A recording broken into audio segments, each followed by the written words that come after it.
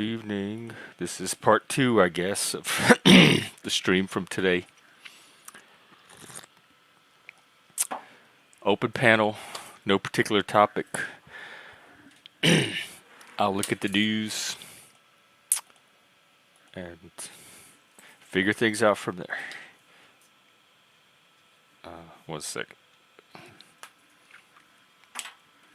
I've just been kind of doing my own thing this afternoon. It's nice. I was thinking about something that I wanted to talk about, but I forgot what it was. I think it had to do with emotions. Hey, Winston. How are you this evening? I'm just opening up the room and waiting for people to show up. Oh, and I was checking the news. Hang on, let me look.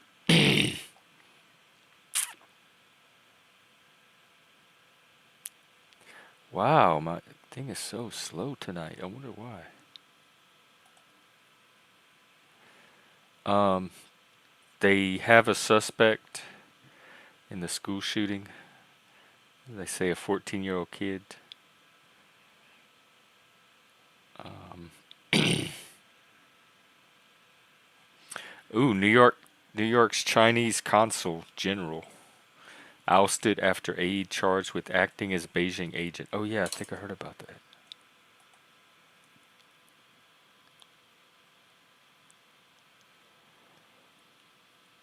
And Ukraine's foreign minister is tendering their resignation ahead of expected cabinet reshuffle. Okay, so kind of the same stuff, but a little bit new developments, I guess. Um, let's check Twitter. No, nothing on Twitter. Okay, well, it's just me until people show up, so I don't know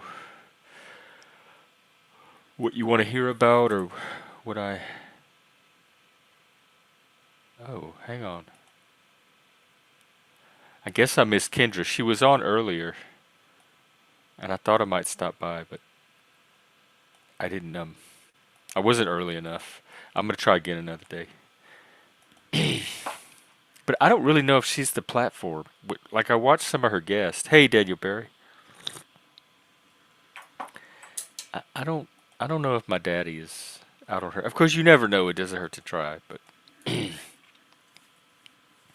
um, that she does it pretty often. So let me see who else might be streaming.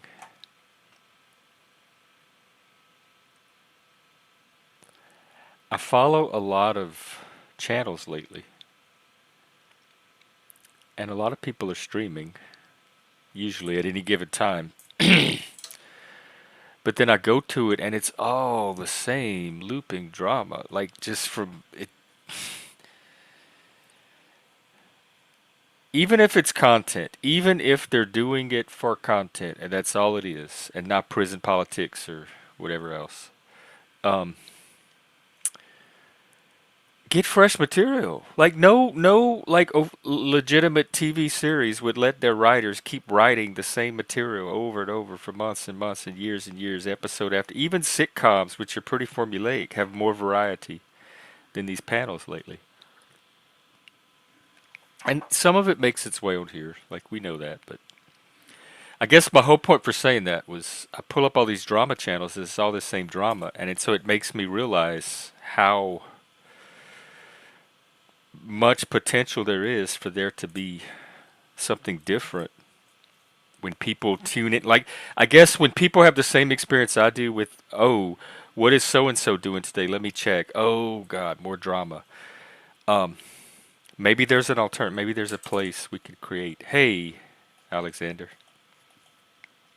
You can come up tonight if you want, by the way. I know you tried to come up yesterday, but I just liked where the conversation was going. Sometimes if there's a certain flow, I'll just keep it with those people and won't bring new people on, especially if I don't know them. It's really kind of first come, first serve sometimes, or if you really want to have a conversation on a specific topic, um, and you want to schedule it with me in advance, like, hey, I want to talk about this topic. Can we pick a day and do one on one or a small panel or whatever? I've done. I will totally do that, and I've done that before. Um, Tenet indictment, the movie. Let me look. I have not.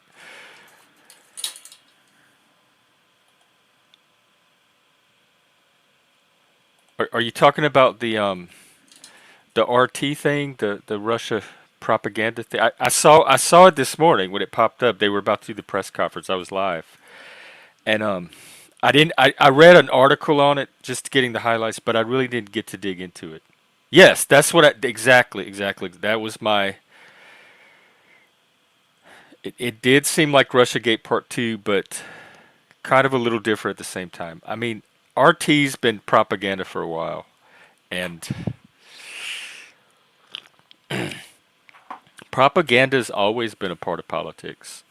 Of course, it's foreign propaganda, but in the age of social media, how do we avoid that? Um, we're globalizing whether we like it or not, and that doesn't make me a globalist. I think it's going to take generations and generations and generations to get there. So I think right now we're kind of good where we are with nations and stuff, but the internet and everything else is connecting us, and I think immigration is a new norm. What we're seeing now is just going to keep increasing, so we better just come up with how to adapt ourselves to that new reality now.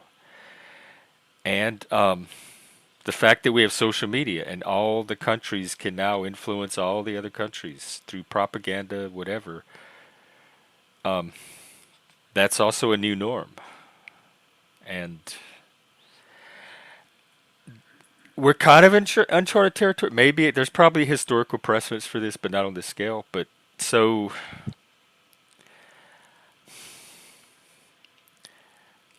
I don't know. It's the Justice Department. I get let them do what the Justice Department is there to do. But to me, this is a test. They're like float because this is the new norm. This is like let's. This is a test solution, I guess. Let's see if we can use the legal system to maybe control a little bit who influences our elections. So if you look at it like if you zoom out that far and look at it that abstractly, I'm kind of okay. Let's see where it goes. It's an attempt. They're trying to do something. And the crime part, if if people were actually committing crimes and those individuals and all that, yeah, get that. Um, but I don't see how you can help people from being influenced. There's this obsession over influence lately, and to a degree I've never seen. I remember growing up, it was mostly the Christians, and they were concerned about the influence of rock music and the influence of MTV and or TV shows and movies and like what kids might be exposed to and how it might corrupt them. They weren't the majority. Like some parents, not our parents, but some parents were like mindful of whether their kids watched R-rated movies or they wouldn't let them see movies with too much cursing or nudity or stuff like that. So there was that concern for but I see that as a parental thing. Like I don't know why I don't. It's not my job to worry about what somebody else's children is being influenced by. That's the parent's job to worry about. I don't know what they want or don't want their child in. That I've as an American that values autonomy, individual freedom, self-determination, etc. It just feels weird to try to micromanage how other people navigate influence. I'm not a control freak. I never have been. Like as long as somebody's leaving me alone to do my thing, I'm glad to leave them alone to do their thing. And we have laws to take care of the extreme stuff. So I don't know why there's this sudden hyper focus on like this. We're like at a new layer. There's like a new level of zoom that we're all focusing on, and I can't see any of it. It's all stuff you have to picture in your mind. Which I'm fine at picturing things in my mind, but these things are purported to have a concrete basis, and that's where I get stuck. When I try to attach that mental picture to something concrete. But yeah, I did see the I am interested in this Russian thing very much. But like there's if you turn on the internet, like Twitter or TikTok or wherever you get your go-to for a wide range of just random stuff going on that day, you don't know how much of that is propaganda. Like that could all be coming from anywhere. And I guess it's good, maybe that they're trying to filter that. Although from a free speech perspective, I would rather just let people make up their own minds. Because I think implied in this is that people need to be babysat. They're not capable of consuming this propaganda uncritically. And I think for some people that's true. But to what extent do we babysit the the stupid people in society? Like how much do we babysit our idiots? I know they can be dangerous to us, but there's a level of babysitting that's just condescending and patronizing at that point. Like it at least that's how I feel doing it. And part of it's cultural because in my culture we don't have a strong sense of hierarchy to begin with. And so children are treated basically like adults. Like there's not like this child way of talking to people and managing them and everything, and then an adult way. It's basically the same approach you would take with an adult is the approach you would take with a child. So I'm used to seeing pretty much everybody being treated the same way and nobody babying or infantile or like it's like a power differential thing. And like we know better what reality is and we need to babysit it for you so you don't get like get too far into unreality. Which as someone that's been doing this channel for a while and have seen so much of this unreality show, like I've interacted with it live firsthand, it would be very tempting for me to think that, hmm, somebody's wanting to filter that, like reduce the possibility of that. But then another part of me is like, hold on, America, autonomy, self-determination. It, I guess it's quite a moral dilemma. Yeah, I agree, 100%. Like, I wish there was a way. Maybe in the future there'll be like an AI that can just automatically source every single thing we see on the internet. They can like reliably, authoritatively, in a way that we can all trust, source. So every single tweet or post you see, it would have from what country or what source in that country, etc. I am all for that. 100%. Transparency creates trust. So if that's what this is an attempt to do, if this is an attempt to create more transparency, identify the propaganda, let people know what's coming from what country. Because I know with the like the Palestinian and the Israel stuff, like they discovered that some of it was coming from foreign, like some Middle Eastern actors and stuff. I'm all for getting that out in the open, 100%. Even Citizens United in the super PACs. I would like to see that go.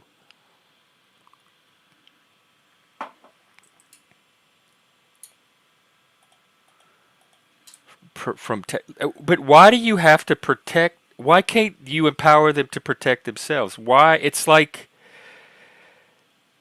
when does the child get to become the adult? It's like you want to hang on to a role that at some point it seems like you would turn over to that person. I can guide people, I can help people, I can point out. I do it all the time on here. Like I point out suspicious narratives or shoddy sources, or like, are you sure that that's a reliable belief, or that where you're getting that from is can you depend on that for accurate? Like I do that kind of stuff, and I try to help them on their own come to the realizations, and so they could take that realization and then act from that, and then that empowers them, and then they're in charge and they're in the driver's seat from that point. I've always said all I can do is point out the cliff. I can't keep, if people are determined to keep walking over the cliff. I mean, I guess I could stop them, but is it my role to stop them, and is it my role to their role to stop me? It's that accountability thing, which to me reads as collectivism. Why am why am I accountable to strangers for what, other than keeping basic civil order with the existing laws that we currently have? I don't litter, I don't vandalize, I don't I don't do anything like that. So what else do I need to be accountable for? I'll give you a hint. What I think it is from what I'm seeing, it's thoughts and feeling. It's internal stuff now. It's moving from physical acts to cognitive phenomena. You might have a belief, you might have a thought, you might have an attitude, you might have a bias, since we all have them. You might have the wrong bias, I should say. But who determines what my bias should be? You see the, as an American, do you see the difficulty I have?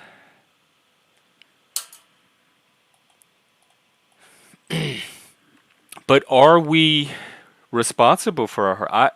I am not in control of what my heart does. My heart will attach itself to every narcissist and psychopath within a 50-mile radius of me if I let it. I I guess yes, I'm accountable for that, but I'm not in control. I wish I could make it attached to people that intellectually I recognize as better to be attached to. But if I had to account for it, like this is what your heart did, what do you have to say for yourself? I have to say I'm not in control of that. I can't make it do anything different. So what do you want me to do or say? And who are you? Is that's the first thing I would say. Hey, Spike. You know what? I don't think people that I don't make other people responsible for the solution to my trauma. And I think like if people have health issues, I'm sorry they happen. I have health issues. I'm going to continue to have health issues as I age. I don't expect my health issues to be other people's problem. I don't expect my trauma to be other people's problem. Why is your trauma? Why do I have to do anything different because you have trauma? I work with trauma. That is the complete opposite of how I would work with somebody with trauma. That's going to keep them in a traumatized state. You're never going to see post-traumatic growth. If you keep them, oh, I'm traumatized, I'm victimized, I'm a victim, I'm traumatized, everything's trauma, and I need help to interface with the world because I have trauma. And you need to do this, this, and this so I can be included because I have trauma. I work in trauma informed care. I'm very sensitive to trauma, and I take a completely different approach. I try to empower the person themselves to understand their trauma and manage it. Same with autism, same with neurodivergence. I do not expect workplaces have all these. If you're autistic, you can like ask for all these accommodations, and I'm like, neurotypicals are never going to know how to accommodate ever. It doesn't matter how formal the process is or how many things I ask for. I trust myself to accommodate me to them way more than I trust them to try to figure me out and do the right thing to make me fit into them. So if I keep the locus of control on me, it like I'm driving the car. Why that there's no greater power than that. Why would I be at the mercy of somebody like with trauma? It's like you're always at the mercy. You always need a team. You're always at the mercy of an external solution. Or you don't have to be, but I think the way that I see trauma handled sometimes is. But that's part of a larger shift in mental health training anyway, from the person, individual person centered, to the more activist model where some, if not all, of your mental health concerns, they call it internalized depression. And if you look at the symptoms, in fact, why don't we do that? Let me just ask the AI.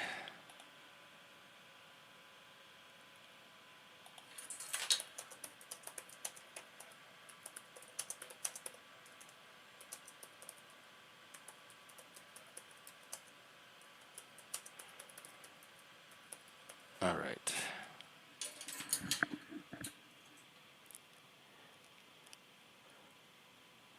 Low self esteem, self hate, shame, guilt, anxiety and depression, isolation, internalized racism, sexism, homophobia, apathy or hopelessness, perfectionism, self sabotage.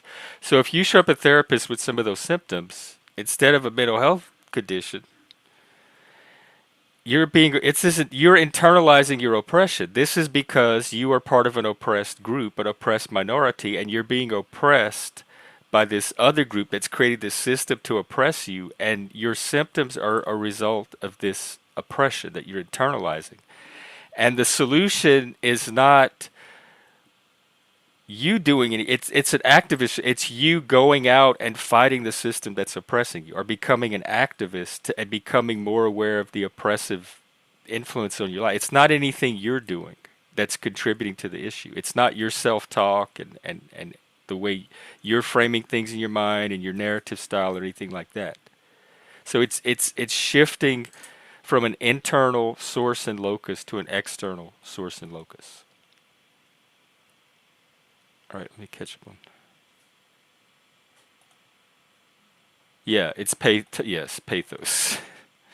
Pathos. And now, like with all these trainings and this new way of thinking, they kind of validate and support, if not weaponize this pathos. They don't help people to overcome it. They help people to learn to make it a lifestyle and use it as that's their way of living now, is through pathos.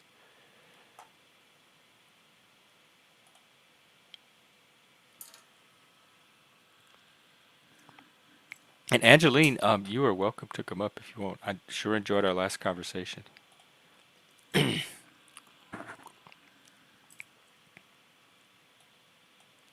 Exactly. I think this is the question. And I suspect it varies culturally, because in my culture we're very like hands off. Everyone's their own sovereign being, laissez-faire. That's a French word right there. Um, I don't get in your business unless you want me in your business. Now we're nosy. We might insert ourselves into people's business, and they could tell us to butt out. But we don't overkeep each other like I see up here in the Pacific Northwest. It's very much it feels like kindergartners walking to school, making sure everybody's standing in line and everybody has their finger on their like I hate people that babysit other people, especially adults. Out of all the kids I taught, the ones that acted up in the classroom, the behavior issues, the problem children, they were not the worst kids I taught by far. The ones that irritated me the most were the ones that everything's going fine, they're doing their work, they're taking their test, everything's humming along, and you get the hand raised. Teacher, teacher, teacher. Jenny over there, you said to use a pencil and she's using a pen. I'd be like this inside, like, and I'd say, do your work. Don't worry about Jenny. Focus on your own work. Those were the most annoying kids out of all the kids I taught. And I taught in inner city schools where they had secure, like you had to go through metal detectors to get into them. And those were the kids, more than anyone, that I most internally had the most struggle with. Like it was just fingernails on a chalkboard every time some little kid tried to tattle on somebody else when there was no reason to. Everything was going fine. I'm the teacher. I can worry about what the other kids are doing. You don't need to do that. Focus on you. Well, Fatty, here's the thing. If you can't look away, you can't look away. Don't try to force yourself to do something you can't do. Some things are hard to look away from, and we all have different values. And if you're seeing something that's upsetting you, of course, like have the feeling you're having and take action if you need to. And I also understand you're in a part of the country where you may see more of that stuff in actuality than a lot of the rest of America would too. So I know it's hard to look. Look, I am very protective. Men, protect, provide, preside. At the very least, protect. I am very protective um, of people I care about. I don't so much care if you come at me, but if you come at somebody I care about, that's when we're going to fight. I could take a lot, but so I have that too with people I care about, like with Mike, particularly my partner. He was deaf. He had a cochlear implant on one ear that gave him about 10% hearing, and without it, he was completely deaf. He lost his hearing when he was 5 years old, so he had some hearing. He had enough hearing to acquire some speech. But a lot of people, he had kind of the little deaf accent, and a lot of people treated him like he was mentally defective or retarded. And we'd be out in public, and I was very, very protective of anybody that came at Mike. And um, hang on, I forgot where I was going with this.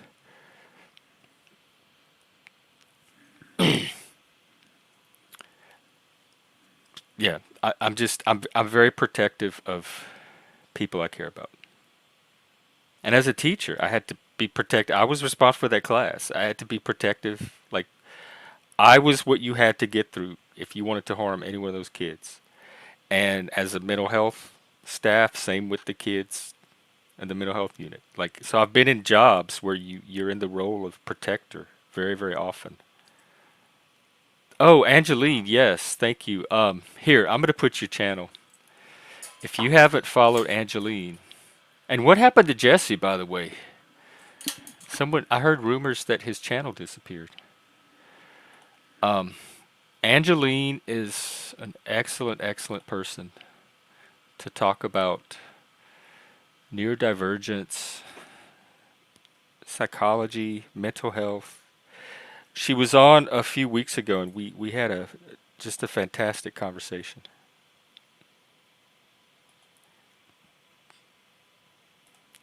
All right, let me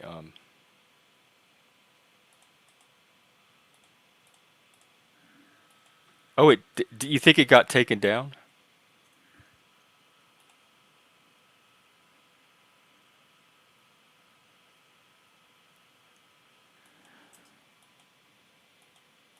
Oh, wow. What?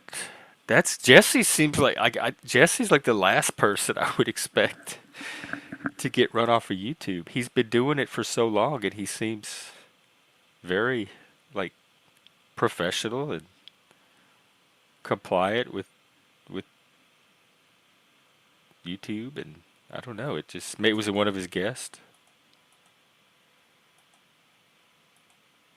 That's sad. That like somebody like Flow State. I mean, honestly, I understand. Even somebody like me, it would shock. But somebody like Jesse, I'm like Jesse. He's so nice, and he's Canadian. Oh my God, I had no idea it happened 5 other times. Is it just the content? Like he talks about controversial stuff? I worry about that too. And I played that video the other day of Kamala talking about how they need to go after Elon and rein in Twitter. There's nothing. It's crickets on Twitter. There's not even anything happening on Twitter. Hey Jack, you feel like doing the racism thing tonight?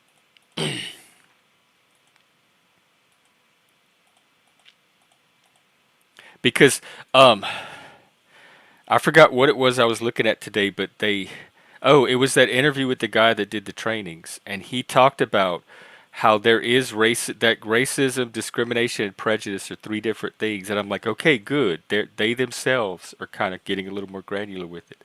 And then he said, but racism specifically is the big problem. So he like ruled himself out that it could be prejudice and discrimination, that we could use that as a substitute. And he's like, no, it's racism. That's the category.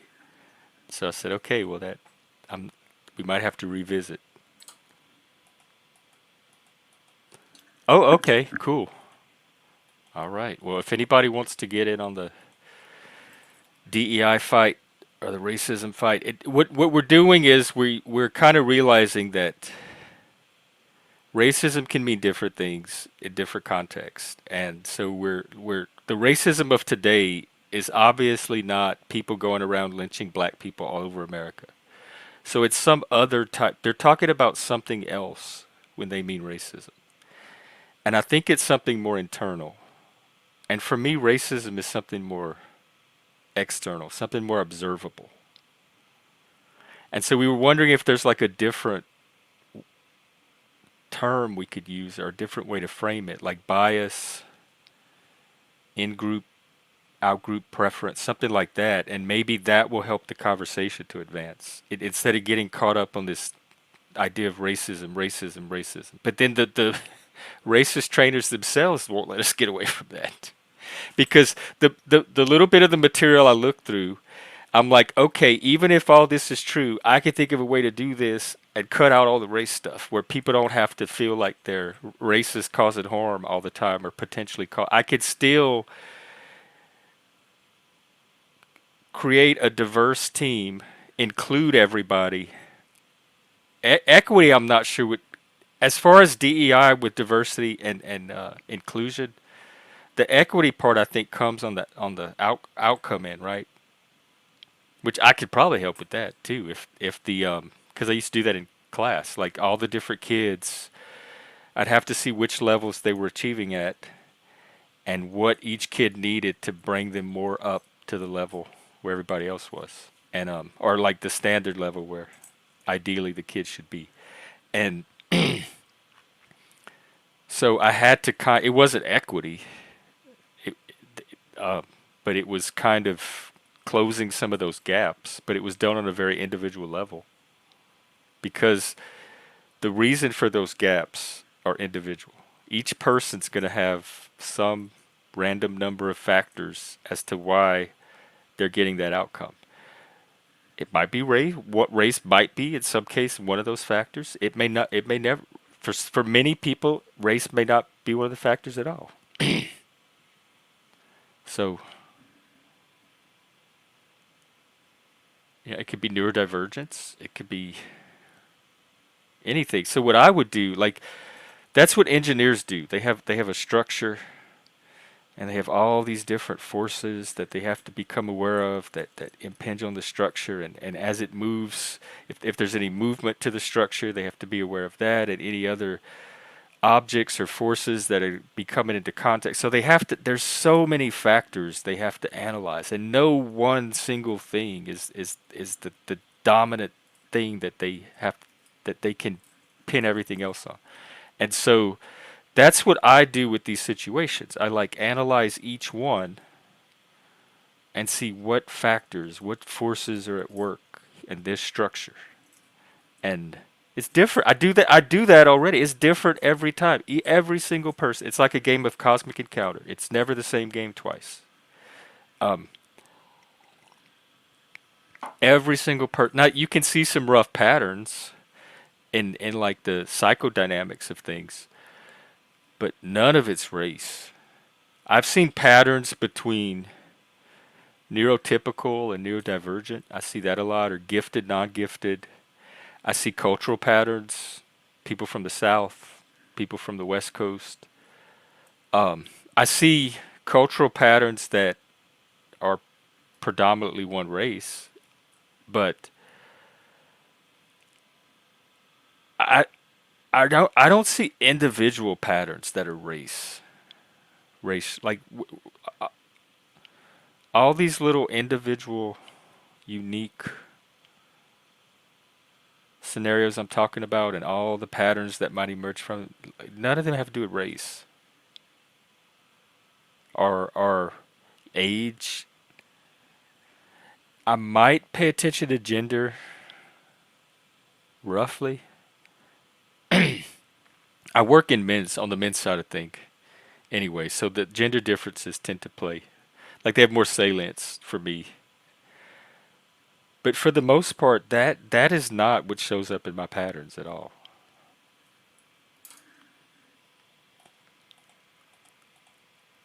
Oh, let's see.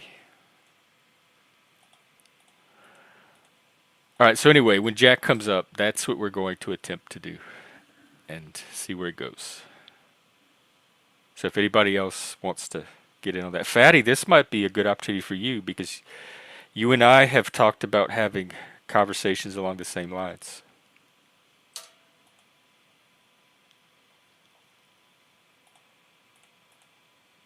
Well, I think what I might do then is find a video to play and go grab another cup.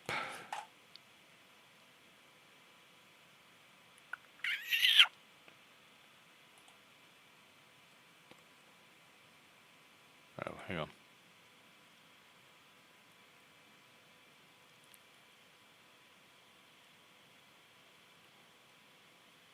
Here, I guess.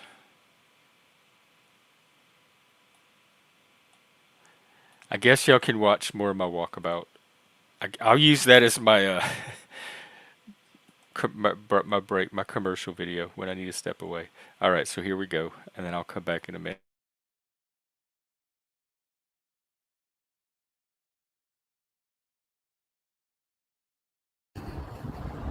Um, I'm still kind of away from my neighborhood, more in the not residential. What do you call it? The commercial part of town.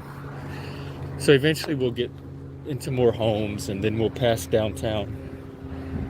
Oh, look, peace. What is that? Weed? Peace. Who would put fake plastic leaves on their balcony that way with a gate with some holes in it? I shouldn't judge. I guess it takes all kinds, but man, that's tacky. I don't just self-expression. Y'all know I'm always talking about self-expression and freedom of self-expression. I guess that's one of the consequences. I'm gonna run and try to catch this light, so it's gonna be jumpy.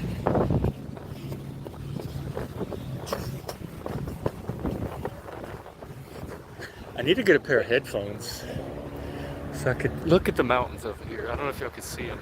Maybe I can zoom.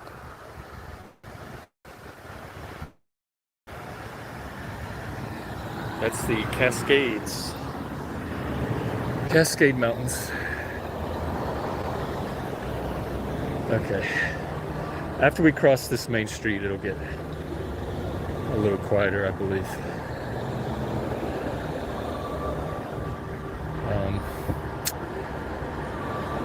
They're playing their music in that car next to me. The McDonald's play place. They have the balls now. We didn't have the balls growing up, like the ball pit. That would have been fun. We had the big grimace head you could climb up inside of. Ooh, loud.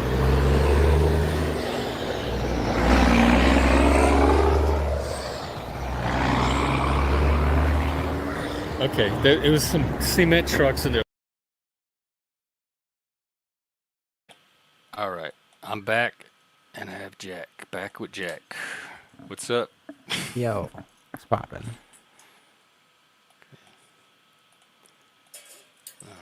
Can you hear me? My shit working? Yeah, yeah. I I'm feel all like working. Streamlabs likes to... Yeah, I can hear you. I feel like StreamYard always tries to change my shit every time I come in here.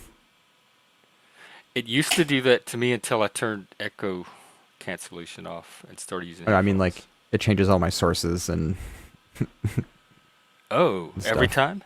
Yeah. Oh, wow. Oh, okay. Cool, fatty. Well, maybe come up then.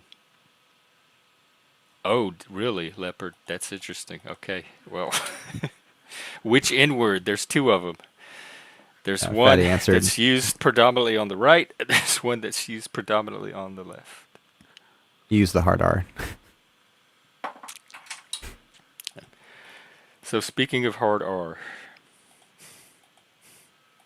or Retard. capital R, huh?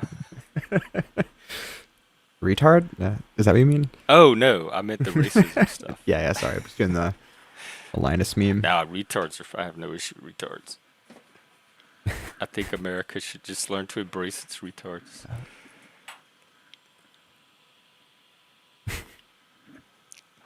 Um.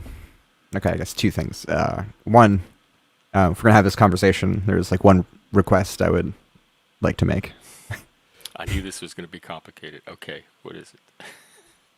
Um, like to start this conversation fresh, or rather, I would like to not be held accountable for, I don't know, like whatever concept of DEI you have in your head, and like have that like I don't know. I would like to take a, like a fresh look at this stuff, and like not drag all that baggage in with Okay, like, so oh well, everything I've been loading into my brain the last few days, put it aside. Don't make any of those assumptions about you, right, and yeah, yeah, just go. Okay, I will try my best. If you catch me not doing that, just point it out to me. for sure, for sure. I mean, like it's 'Cause it something is that we in can there. bring It up, is. right, right, There's the no. It may come out as in some of the noise. for sure, for sure. And then yeah, I don't know. Have you looked at any? I put that Google Doc in the Discord. Did you Oh, have a chance to look at any of those, or mm-mm. I'm no? ashamed to say I Okay, did not. Let me for pull sure. it up Yeah, no now. worries.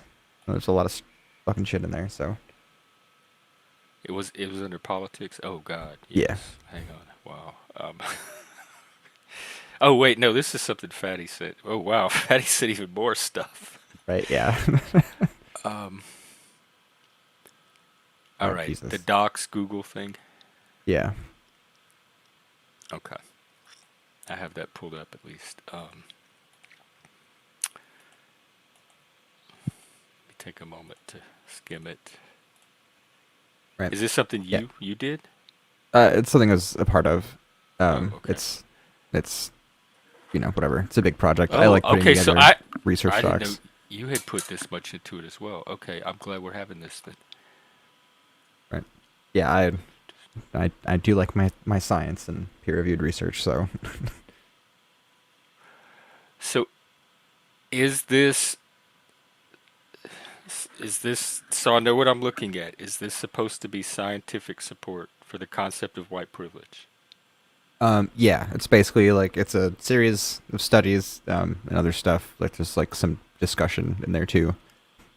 But yeah, it just kind of demonstrates how in like in a lot of different aspects in life, when you control for socioeconomic status and education level and age and gender, yeah, there seems to be a pretty substantial gap in like the achievement of black people compared to white people. Um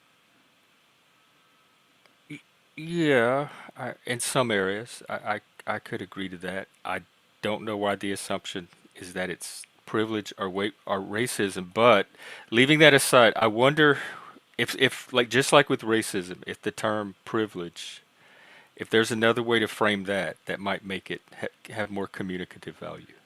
For sure. So I mean, like, really, what we're talking about here is like, in-group favoritism and then like out-group prejudice or bias, or And yeah, they and negative is bias the towards the out-group. right, and that is valid. Like I wish they would just call it that because we've known about that forever, and that's something that just everybody accepts we have. Right, But right. is the assumption that all people with white skin constitute an in group? Like we all see ourselves as an in group? I don't think it's as broad as like, um, like literally like, all white people see white people as like their group. I think it's just, like there's a lot of rural areas out there. They don't get a lot of exposure to non-white people, and like, they see stuff on the news. People tell them some FBI stats, and so they start making some assumptions. Maybe they, internalize. Um, yeah, and I guess like broadly, I would say that like I don't know. I guess there are two explanations for this disparity in outcomes. It's either some form of like, you know, prejudice or bias or something that's going on between the groups, or there's something like intrinsic about black people that make them do worse. Um, My first difficulty already is just thinking of people in terms of black people and white people, because people are way more nuanced and individualized than that. So I don't even. It's hard for me to think of black people as a single entity, I guess is my difficulty. yeah, same. And So white like, people as a single entity. right. Yeah, yeah, because like both of those categories, you know, break down pretty quickly. You know, like when we Yeah. look at like black people, we're not just looking at like, you know, like we're looking at both like, you know, black immigrants and like, you know, descendants of slaves, which So are do we two. mean poor black people from the inner city with fatherless homes, etc.? Like could it get that specific? Like is there a It specific can, subset of black? it can, and it does for some of these studies, but for many of them, it doesn't. Like, you know, if we look at stuff like frequency of traffic stops or like stop and frisk stuff, you know, there are black people who are first generation immigrants from Africa with, you know, master's degree or Yeah. doctorates that are like still being disproportionately targeted, even though they're not poor and very well educated. Uh, So but is yeah, it an ascribed privilege? Like it's people that are not white that see us as a collective and believe that we have some kind of privilege collectively because of some characteristic we share called whiteness.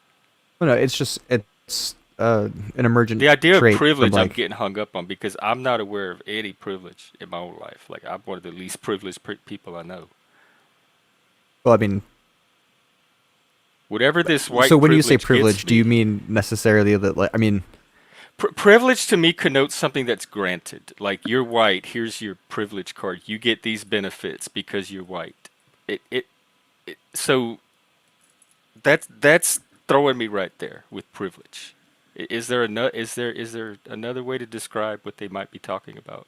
yeah, I mean, that can just be in-group favoritism, and then we can have out-group prejudice, like those, you know, And like and then white that's where privilege I is, I I ask like, is the in group all people with white skin? Because the like if a white person sees another white person, they're gonna treat them a certain way because they identify them as part of the same in group. uh, this is probably localized to America specifically because the white versus black thing is so pronounced. But like, you know, if you go over to Europe, like, you know, in France, there's probably in-group, you know, favoritism towards other French people, and Like probably even out-group. within the white Yeah, skin yeah, yeah, color. yeah. Really, like white privilege is just the name given to like, you know, like the majority of America is white, and so, you know, we tend to see, you know, like white people tend to see them as the in group, because we don't really have any good separating. I mean, like no one's really proud of like what state they're from. You know, no one. Yeah. I mean, yeah, yeah, but like on balance, you know, like people from Alabama aren't like don't have a strong feelings about people from like Idaho. You know, maybe neighboring states because of like football stuff, uh, but yeah, I mean, I would disagree when it comes to the North and the South. I think the South and the North have very strong feelings about each other. yeah, yeah, but that's like a different group than like, you know, like 50 individual states. It's complicated in America because Oh, it's I just see what so you're saying. huge, Like a right? state itself doesn't make its own group, but they have like Colin Woodward did that study of the 11 cultural regions of the U.S. and that seems useful, where he broke the U.S. Yeah, into yeah. distinct cultural regions that were more similar to each other, but they crossed state boundaries. Right, right. Yeah, yeah. And I would say that like what determines like what you're, you know, like what determines the in-group favoritism is kind of, you know, like you're running down a list of things that are, you know, like you're running down a list of traits until you find a divergence. So like, you know, maybe we're both from the Midwest, you know, like, you know, we're both American, we're both from the Midwest, but like, you know, but you're black, and like, you know, that's where, you know, the group can split. Um, you know, or maybe, you know, like you're American, you're from the South, and maybe you have some feelings about the North. You know, like it's not unique to white people specifically. You know, it's just they you know. make it seem like it's a white black thing, and like it takes me back to Birth of a Nation like that type of that's the imagery all of this stuff connotes when they frame it as white supremacy, racism, and what you're talking about seems way more sensible. But I would just use a different language to talk about it that was more relevant and less inflammatory. Right. Yeah. I mean, yeah. I don't necessarily agree with all of the how they go about it. I was There's, supposed to put that aside. I'm no, no, sorry. no, no, you're cool.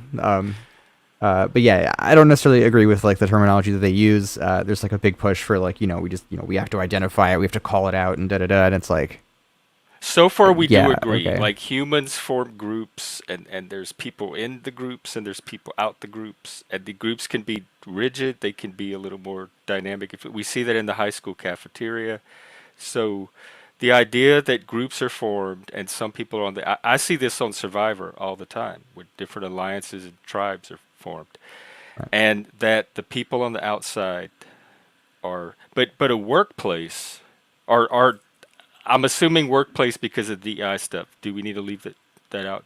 Does this go Uh, beyond? Are we no, talking no, no. I mean, broader no, than no. just a workplace? I mean, like going through the studies, like it seems to be more than just the workplace. It seems to Okay. be, Because in the workplace itself, there's the in group is different. Like the group is the manager is a group, entry level employees a group, etc. right. So that But the who groups are decides? different. Right, right. But like, if you're on the out group of like not working there, like how do you Right. get into the in group? There's like a gatekeeping process to Right. vet you, Yeah, which yeah, is yeah, valid. Like I would not want a yeah, company to not have a hiring process. yeah, yeah, yeah, absolutely. And like, like, and they're judging your character and like how Yeah. hard they think you're gonna Hopefully work and like, the competent, like how good I am at the job, mostly, yeah, and then yeah, whatever other factors. right, right. But like, yeah, and I guess the idea of this bias stuff that creeps in is that maybe your judgment of someone's character could be influenced by, like physical That's kind of a characteristics. heavy charge to make. Like, and what if it's not? So you're like suspicious of something about me that might not even. It's like assuming the worst. It's an assuming the worst approach. Or I mean, I'm trying to find an explanation for this gap that I'm seeing, in terms And it's of, not just employed. The gap could show up anywhere. yeah, like And it home ownership, economics, traffic stops, convictions, sentencing, education attainment, discipline handed out in schools. okay. Yeah, I mean, it seems to hit a Well, lot of let different me grant places. you the gap. And is the gap increasing? Is it staying steady? Is it decreasing? Is it increasing? Like the last, I Ooh, don't know, 5, 10 years. I think it hasn't gotten much better for the past 50 years. I don't know if it's Ooh, declining that's far worse. back to go. I was like Right, more, right. Yeah, yeah. Well, I mean, like, maybe I don't know, like since Jim nine Crow's eleven. like, yeah, right, right. Yeah, I mean, like, since the end of Jim Crow is generally like things got kind of better Because for a bit. I myself have just seen so much progress since then. That seems like a. Is there a reason to go back to Jim Crow? Or I mean, that's just, yeah, I don't know. That's just when, in theory, like that sort of stuff should have subsided. Let me Started ask you this. subsiding Let me ask after. a better question. When did it get bad? Because most of my life it wasn't an issue for most people. So when did it suddenly like wait, pause, stop? We have a racism problem all of a sudden. I mean, probably in the 1800s. Like, yeah, I No, don't no, know. I'm talking about the modern, the DEI, the modern framing of racism, systemic racism, anti-racism, because none of this stuff was in our schools, our workplaces, our any of that. So at some point, it was identified as like I know for a fact, Kimberly Crenshaw intersectionality started in 1987. So like Yeah. some of this stuff wasn't around in 1800. When did the modern paradigm of racism begin? And what we were actually going to start out with you and I, we were going to try to identify the problem. We were going to start at that stage. So when did the problem, the modern framing of the problem, or when was it identified? It was not identified as a problem in my generation. So at what point did it become a problem that was identified or needed to be identified? I mean, I feel like it's been an ongoing problem. Like, I don't know. I'm not quite sure. I mean, I mean, I can give you an answer to your question, but I don't feel like it's a proper answer. But Okay, like, it yeah, was. with Let me the say this: it was never identified as a problem. Nobody in my generation came and said systemic racism is a problem. We have to take care of it. So, at what point did this new form of racism, if we're going to call it racism at all, suddenly get identified as a problem and then communicated to the rest of the nation that we now have a problem? Because that was not. It did not happen before. Like, it didn't happen when I was in high school. It didn't happen when I was in college. So it had to have been some point after that. oh yeah, I think it's been a problem for a while. Just no one really But cared at about it which point until was the it publicly identified as a modern problem in its modern form? Is what I'm asking. probably with like when critical theory started coming out, and like it's kind of an offshoot, or not an offshoot of intersectionality, but yeah, like the 80s and 90s, critical theory started to get big, and then from that spawned the intersectionality, and the critical race theory and queer theory and all that. But yeah, I believe that that's where like the modern you know it, And most of existence this of was in this. academia for a while. And Yeah, so at some point, I'm trying to figure out like when it might have crossed over into public consciousness because I didn't know what CRT or queer theory was until into 2020 after George Floyd and I started watching the Evergreen protests and talking to people online, and that's when all of those terms made it into my consciousness. So I'm trying to figure when it would cross from academia into kind of the public, like mainstream consciousness. I just listened to this video recently again, but it is long, and but I think you would really like it. It kind of goes through it's actually mostly about like socialism and shit, but like yeah, I don't know. It kind of traces back the history of like the like cultural Marxism stuff. Um, but yeah, I think it's really good. I think you would enjoy it. But yeah, I think a lot of it came out of that, of people who were invested in disrupting the culture to, you know, to That fuck up sounds the bourgeoisie. that sounds aggressive. People Yeah, de- determining for themselves to like most people that are not down with that which should be rightfully concerned and have a reaction to somebody with right. that Yeah, agenda, I yeah, would think. right. You have the Yeah, I video? mean, yeah. Sorry, I'm looking, digging through my my watch history. All right. Uh, but yeah, I will post that for you.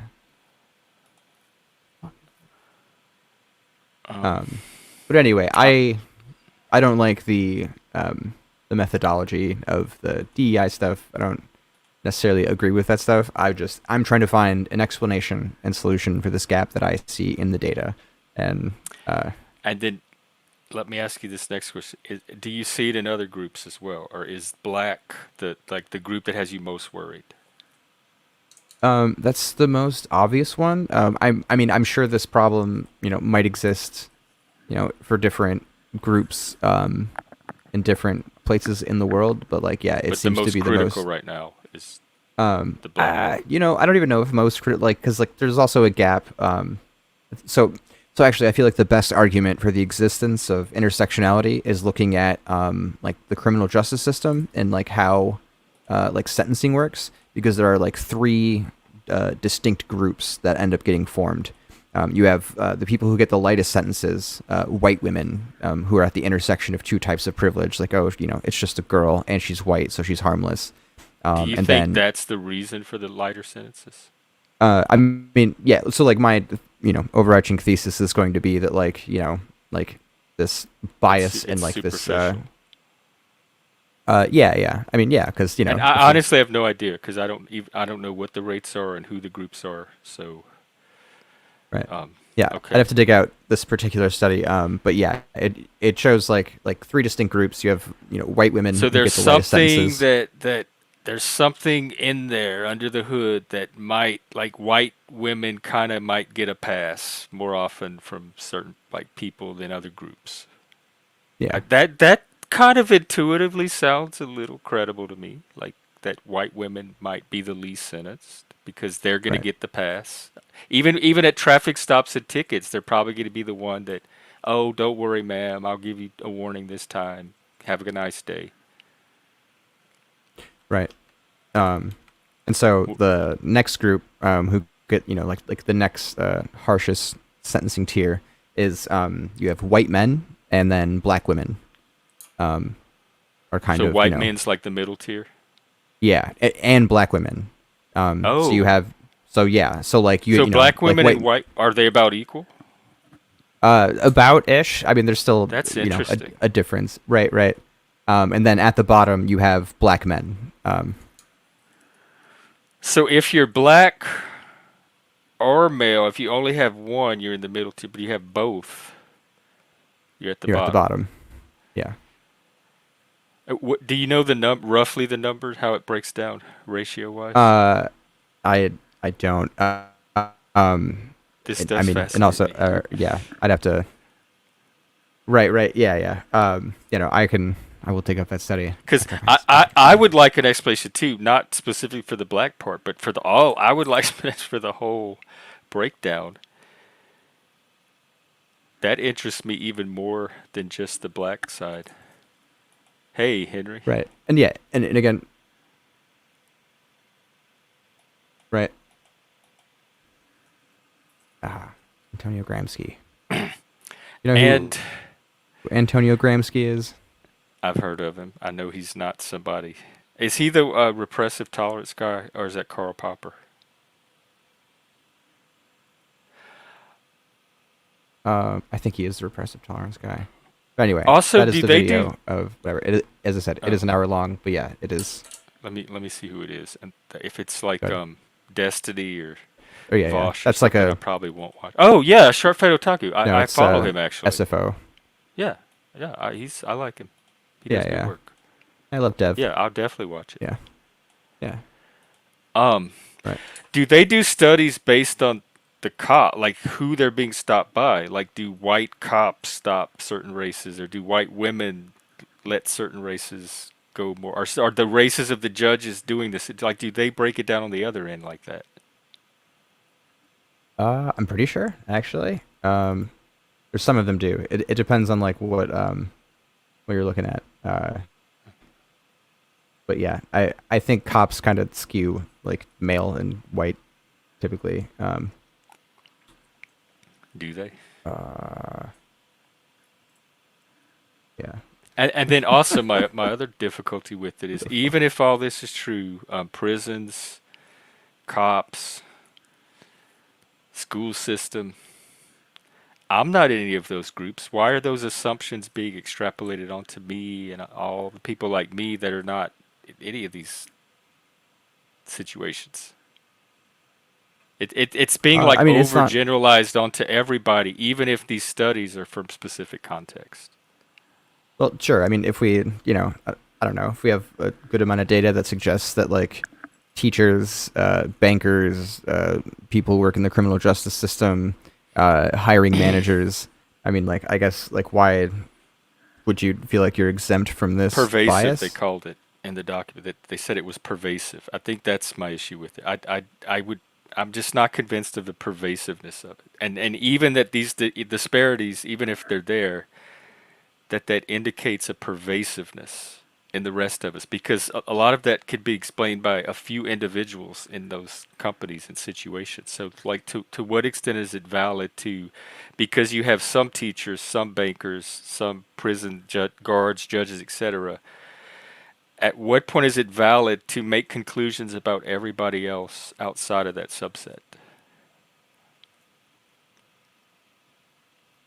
I Like mean, maybe like like, you yeah, think I like guess, 5% are racist or 10% of society, but then we're all brought under suspicion. That's a small number, but the majority is assumed to be part of that minority by default, even though the number's small. Or I think it's I small. mean, I don't think we have over 50% racist. well, okay. So again, when you're saying the word racist here, like, are you meaning That's it in the way that I'm trying to talk about it? well, you were talking about the disparity thing, and Yeah, specifically yeah, kind of focusing on black people. So I guess that's why I'm focusing on race. But if we're doing the bias in group thing, it could be anything. yeah, yeah, for sure. Or I guess, like, I don't know if you mean like, yeah, yeah. I guess I now when I think the hear you, conversation is splitting because we're on the abstract level where we're talking about bias in group, and that could apply to any characteristic. And then we're also bringing up the studies about the U.S. specifically, and it's showing up it in the black in that black like I don't even know if it's a specific. Is it all black or do they break it down into like different types of black again, culture? it kind of again kind of depends on like what the study is looking at. Because yeah, I mean, like sometimes they'll break it down So by we keep different going types, from the and abstract and theoretical to the specific concrete instance, which happens to be black in America today, or at least by your studies. And so it's like the I'm not sure where to keep the conversation. If we want to do the abstract level and explore bias as a concept, or if we want to talk specifically about the black issue. yeah, I mean, we can use that specific one. Yeah, yeah. And so the theory is not that we're secretly wanting to burn crosses on black people's yards, but that there's like a something in our brains that we're just not aware of that makes us slightly inclined to favor one group over another. Not even favor one group, but just to like distrust certain groups, or you know, like or distrust people I that you don't know. know how you quantify and measure or even observe trust other than through an action. Well, yeah, and like so, I would say you know, like I don't know if black And people, when you did know, we with start this. monitoring trust like that? All of this is weird. like that, I'm an adult. I can determine the trust level I have with someone, and they can determine the trust level they have with me. And it again in my life, it almost always happens on an individual level. So I'm confused when it becomes about trust. When it Like becomes the difference coworkers or how when getting it becomes the coworkers difference to trust. between you getting a bank loan or not, or like whether you know a teacher gives you a stricter sentence or not in school, and like makes you not want to be there, So you and don't, like do you think most professionals are fair and that maybe a small percentage might be doing what you're saying? uh no, I don't know. I've met a lot of really shitty managers and like dumb people, so like I don't But know. even dumb people and shitty people, even the dumb and shitty people I know would not necessarily treat someone differently or trust someone less because of their skin color. Like I know plenty of assholes and stupid people that still would not factor in something like skin color. So I see all that as separate things. Well, sure. Well, I know a bunch of shitty people and dumb people who would do that. Um, And I know intelligent people that could do it as well. In fact, most of the white privileged people that I know were very successful, upper middle class, intelligent white people. yeah, I mean, it tends to. Um, shit, that's not the actual right. Sorry, I had thought I found that study and I did not. That is the wrong one. Oh, so don't ignore this one. I mean, whatever. Like it shows the difference in just like white males, black males, but it doesn't actually show the Okay, that breakdown. brings me to the other issue I have is the reduction of the individual to the group. None of these studies apply to me. So, I don't want to get caught in the conclusions that might be drawn from these studies and mistakenly applied to me. Because part of what I liked about my generation and how we were taught is to get to know the individual, get to know each person as an individual character over all these other characteristics. And so that's what I rely on from people. And if people start seeing me not as Jeff the individual, but as Jeff the white man, Jeff the group, I lose that and I get these added assumptions attached onto me from studies like this which may not even be relevant to me and would be a barrier to somebody getting to know the actual me. And I think getting Well, to know the actual person increases trust more than anything. So if we focus on individuality, that would increase the trust that everyone has among each other. I mean, that could be a solution.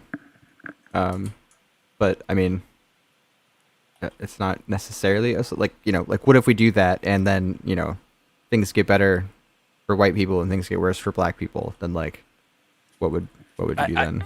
I'm just lost about thinking in groups. Like we're gonna do this one thing, and all white people are gonna see an improvement, and then all black people on this side are gonna see. It doesn't track reality to me. It's an individual thing. So individuals will What's an benefit of individual all thing? I don't. colors. Focusing on the individual. Or, well, that's like a like your like utopia world where everyone's No, treated it's as a it's unique it's the world me individual. and my friends have lived in our whole life. It was called America. It's not a utopia world. Anybody from Gen X can come and tell you that we've lived it. Maybe it's a generational thing, and we just lived weird to the kids these days. But we didn't think in terms of race and all that. We thought in terms of Jack, in terms of Jeff, in terms of we were all individual, unique people with our personalities. We all had different characters, different degrees of virtue, etc. And it was all different for each person. Like this group think was just weird to us. Yeah, no, I guess you're getting a little too abstract for me. Like I don't know. Like I that was just describing my experience growing up. It wasn't. I was making a very heartfelt attempt to describe my real world experience. That shouldn't be abstract. That's why I think this is generational. This is like a world that doesn't even exist anymore that I'm describing, and it sounds so fantastic to you, and it was actual life for so many of us. And so if you think I'm talking abstractly, this is the most concrete I've talked in this whole conversation, then we're at a disconnect. I don't even know where to go. yeah, I mean, I don't know. I feel like the data kind of shows that, things weren't super duper great during the Gen X times, and like I don't know what They were they were for me. Like I get for to you, for determine you, that and for that's I fine. yeah. Yeah, yeah, Okay. and you can Well, determine there's that no from your way own to lived objectively experience. determine that for any generation. It's all going to be subjective for each person that lived in that generation. You Okay, know so that, if black right? people were 4 times as likely to get the death sentence for the same crime as white people, like, would you say that like there's no objective way to determine like whether that's good or bad, or like The what? quality of life for people in that generation, absolutely. Because whatever that stat is, that all people that were born in Generation X had objectively a worse quality of life or whatever than the new generation. That's retarded, Jack. You know better than that. Come on. I'm not saying quality of life, but like I don't know, like you're talking about this like, oh, like You race said didn't our matter. generation life was not so good after all. That's subjective. That's your own That's not what personal I said. judgment. You can't tell what life was to other people. That's not what I said. My life was great. I love my life. If you don't think it was so great where you're looking at it from your generation, I don't care. I can affirm to you quite quite wholeheartedly that mine was great. So if you think that Generation X was not so great after all because black people got sentenced by a certain rate, that had nothing to do with how I lived my Gen X and my experience and the majority of it. That's what I'm saying. These studies don't apply to most people. So if you think they do, you're getting a very distorted view of most people. Okay, I don't Maybe it's like understand why you're saying that. Like, what do you mean these studies don't apply to most people? Like what? I don't understand like what you mean. Like these studies demonstrate. you just drew a conclusion or made an assumption about the life of an entire generation based on a study about sentencing disparities of black men. Because the statistic for black men was this in my generation, therefore our entire generation could not have been that good, is what you That's said. not what I said at all. Okay, well, I have to rewind the stream then and Go correct for it, myself because that's exactly what, for sure, or you're free to set me straight because that's exactly what I for took sure. out of No, it. You made the specific statement that you quoted the statistic and you like, well, your generation could not have been that good because look at this well, statistic. no. What I was talking about. You tried to tie your evaluation of my generation to a I heard you the first statistic. 9 times, Jeff. So what I'm saying is that when you're talking about, Okay, you don't micromanage my conversation and don't talk to me like I'm a child. If I have to say it 9 times, I'm going to say it 9 times. My conversation's going to take the form that it takes, and I allow yours to take the form that it takes. I give you that courtesy here. Don't micromanage my conversation. Sometimes people on the spectrum might have to say something 9 times. Hell, sometimes neurotypicals might have to say something 9 times. If you're gonna like frequency police, it derails the conversation. If the fact that I said something 9 times is a barrier to having the conversation, just like my emotional reactions were last time, then I don't know how to continue the conversation, because now all I'm going to be thinking about is how many times I say something instead of what it is I'm trying to say. So you've just hijacked the conversation with something that's important to you that I can't meet. So I'm gonna call this off for tonight, or at least for a little while, and just recover. It seemed condescending. I'm sorry. I wasn't trying to Oh, I'm attack sorry. you. I didn't mean to have you Oh, back on. yeah, yeah. I was My bad. I was trying to have my moment. Sorry. Um, yeah, these are those communication breakdowns, and I've said it probably 100 times on here. They happen way more often with people on between people on the spectrum than they do between me and neurotypicals. They do happen with neurotypicals, and you see them on here a lot, but they happen in a very specific way. And when they happen between two spurgs, they happen in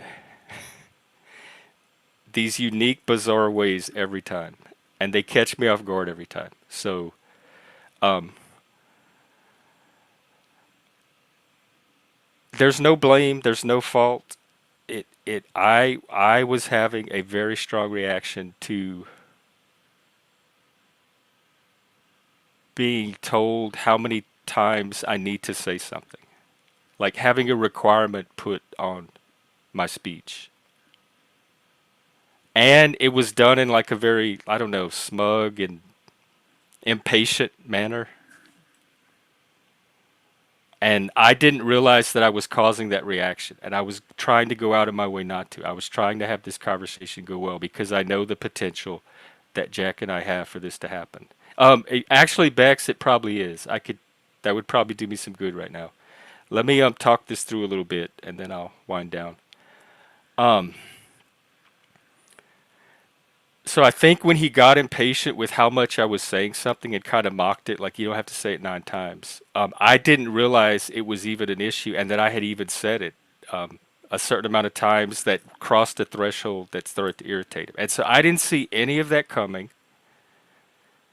I thought the conversation was going well, and so when that happened, I realized that it had shifted to.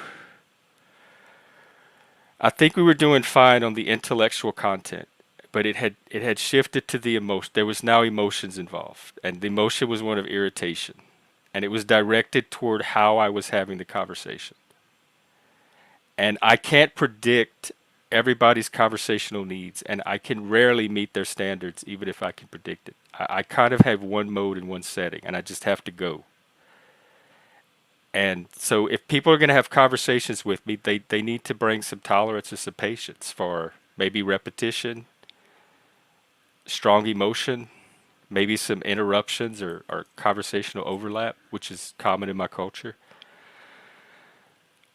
But what I don't like is the feeling that I'm a child that doesn't know how to have a conversation, and I'm disrupting it for everybody else. And that's what was going through me in that brief little moment, which is odd because I really wasn't talked to like that as a child. Like, which probably is, that's probably why I have my reaction, because that is not how I was raised as a child, and I'm not anybody's child to raise. And I try not to raise other people. I give my observations and insights and strong opinions, and I might tell you what I would do, but I'm not going to tell you what to do. Or if I tell you what to do, I'm not going to care if you actually. I'm not going to expect you to actually do it.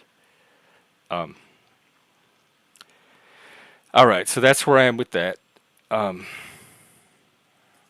it's the porcupine quills. It's Schopenhauer's. It's called the hedgehog paradox or something, but it's in Schopenhauer used porcupines, which to me make more sense because they have bigger quills.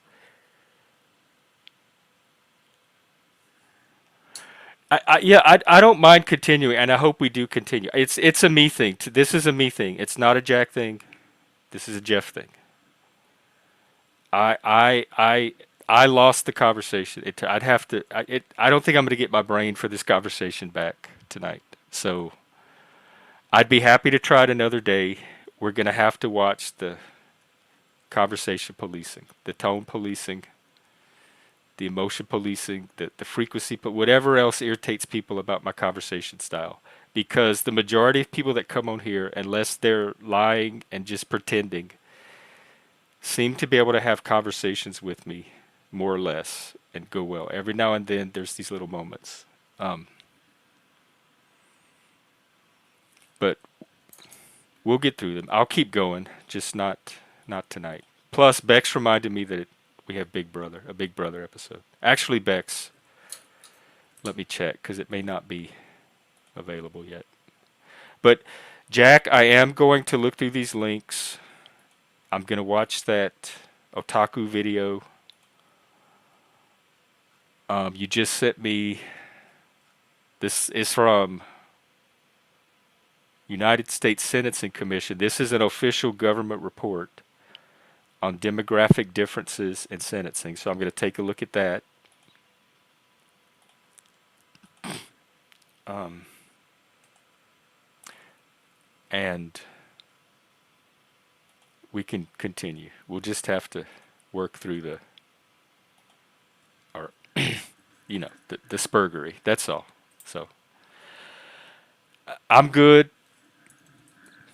No, no hard feelings. We're good as far as I'm concerned. I'd love to try again, and it may be that it's Schopenhauer and the porcupines. It's about finding that comfortable distance. It may be that you and I have to kind of take these in small doses, and then when it breaks down a bit, we take a little break and revisit. I found with people on the spectrum that each individual person has their own unique pattern with each person on the spectrum. So you and I have to kind of develop our particular pattern. And there are other people on the panelverse that this happens with. Me and Machine Lies have a very specific pattern that's similar to this, and then we'll break down and reset and be fine. And it's so whatever our pattern turns out to be, I just want you to know that it doesn't change anything I think or feel about you. I value participation and contribution here, and I look forward to doing it again. And Fatty, I kind of wanted, like, I would like you to come up next time and do this. Oh, hang on, let me. I was checking Big Brother.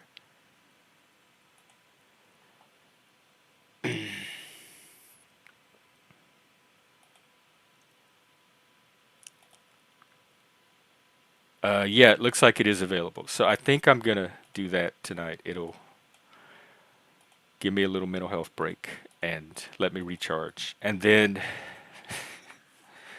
tiny, tiny, small little chats. I come back afterwards, but probably. Oh, but and also I have stuff to do in the morning, so it's gonna be a later stream tomorrow, either late morning or afternoon, early afternoon. And all right. Um, so it won't be as early tomorrow, but whenever I start it, I'll go for a while after that. All right. Thanks again, everyone. Again, I'm glad we tried. Uh, I I was gonna say I'm regretful and attempt to apologize, but I think this is normal. I think I just want to normalize stuff like that. I think in the long run, it's better to just normalize these kind of things. Um, they've happened plenty of times before. Not with Jack, but with many people. And not even with just me. They happen between other people too, and they're gonna happen again. And just have that when it happens here, just have it be normal. Have like a quick little intervention for it that we all go to, whether it's take five or whatever, and reset. So I think for that reason, I'm just gonna just this is a thing that happens here at Outliers, and it's a thing that's gonna continue happen here at Outliers, and I hope y'all keep coming back anyway. So I think there's still good stuff coming out. All right. Back's like, I don't know, 5 minutes or so. I can meet you. All right. Thanks, everybody. Take care. If I'm not out tonight, I will be here later tomorrow day. All right. Thanks a lot.